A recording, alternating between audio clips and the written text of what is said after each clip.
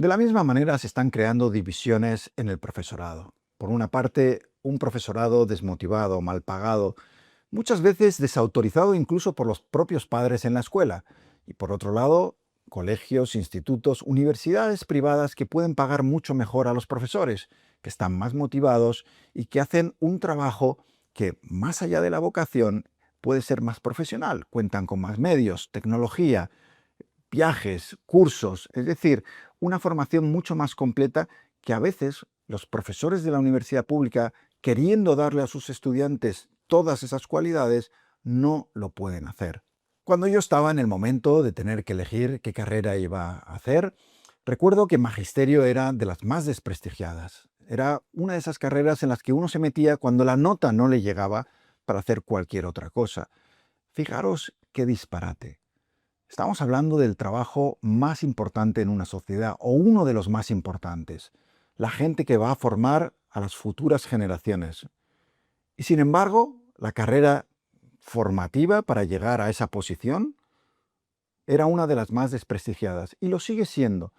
Es decir, como sociedad no valoramos lo suficiente el increíble trabajo que hacen muchos de nuestros profesores. Y eso se va transmitiendo. Y yo creo que es una de las grandes diferencias, por ejemplo, con lo que viví cuando yo vivía en Asia, donde los maestros, los profesores, estaban en el top de consideración en la escala social. La gente tenía un respeto reverencial hacia los maestros, los padres los respetaban. Jamás veías circunstancias como las que ves ahora en España, donde muchas veces son los propios padres los que desautorizan a los profesores. Cuando su hijo se mete en un problema, en vez de darle la razón al profesor, se la dan al alumno. Y precisamente porque en el continente asiático los profesores son respetados, también son en muchos países profesiones muy bien pagadas. Ocurre en Taiwán, ocurre cada vez más en China. En Singapur llegué a conocer a profesores de universidad que habían dejado grandes puestos de responsabilidad en empresas para dar clases, a veces cobrando hasta $1.000.000.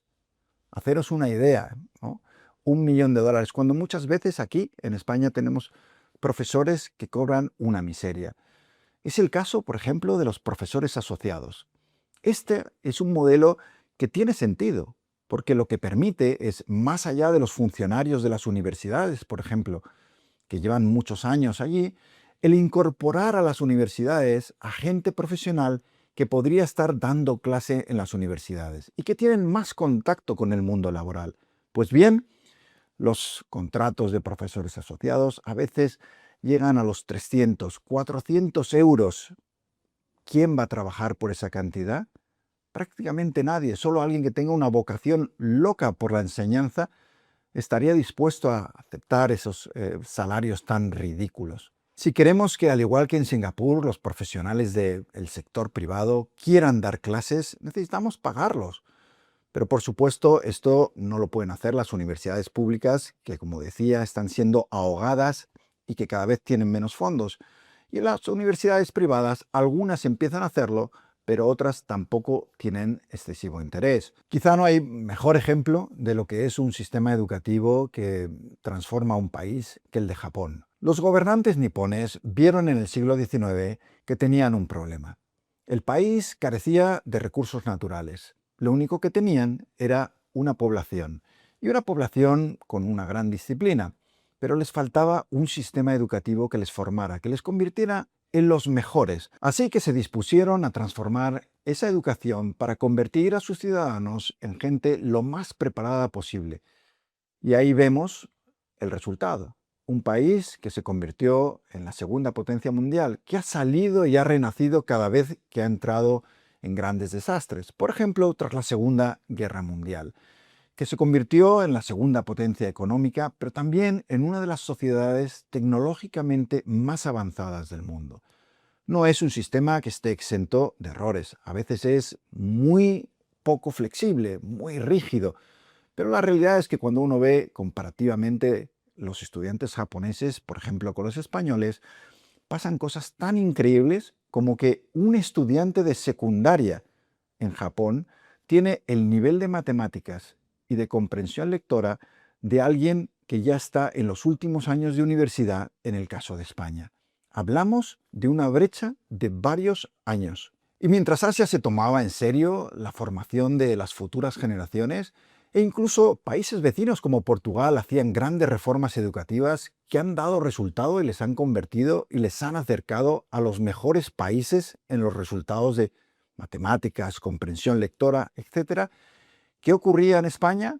Bueno, nuestros políticos llevan 50 años, es decir, toda la democracia, sin conseguir llegar a acuerdos para dar a nuestros estudiantes una ley educativa estable.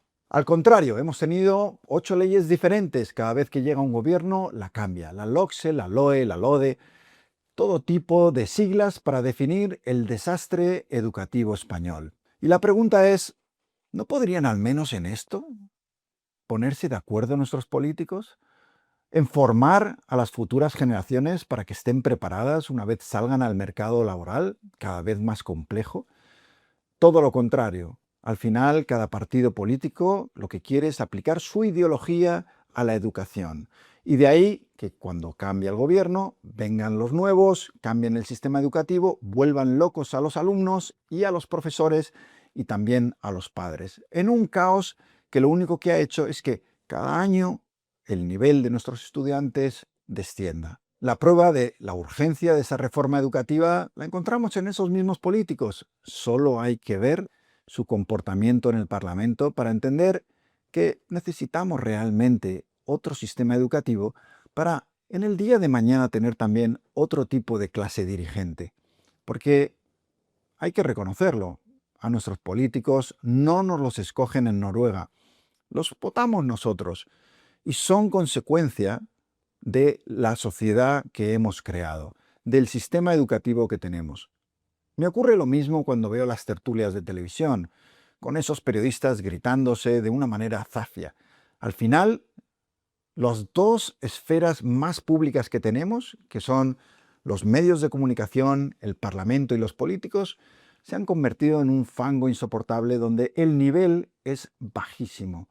Y esto me lleva a algo que os contaba al principio del vídeo, y es que no estamos hablando solo de educación académica, también de civismo, de ser capaces de estar en una habitación con personas que piensan diferentes y discutir y argumentar con datos, con información y no a gritos insultándose como hacen constantemente, ya digo, tanto nuestros tertulianos como nuestros políticos. Siempre os digo que en este canal huimos de las conspiraciones, pero a veces da la sensación de que estos políticos no tienen ningún interés en reformar la educación porque es mucho mejor tener una población que no esté formada, que no tenga espíritu crítico, que no pueda pensar por sí misma, para que te voten, para que cuando haces cualquiera de los abusos que cometen muchas veces nuestros políticos o te corrompes, no tengan ese espíritu crítico para exigir responsabilidades. Quiero pensar que ese no es el motivo de que no consigamos reformar nuestra educación y actualizarla a los tiempos que vivimos.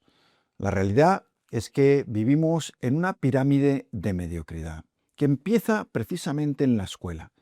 Hasta que no tengamos alumnos que son educados en el pensamiento crítico, en la creatividad, en las humanidades y por supuesto también en las ciencias, en la lectura, en todo lo que les va a servir para tener un futuro próspero, mientras eso no tenga lugar, en esa pirámide de mediocridad seguiremos viendo cómo nuestros políticos no dan el nivel, nuestros periodistas tampoco, nuestro empresariado tampoco. Todo empieza en la educación y hasta que no la cambiemos, el país tampoco lo hará.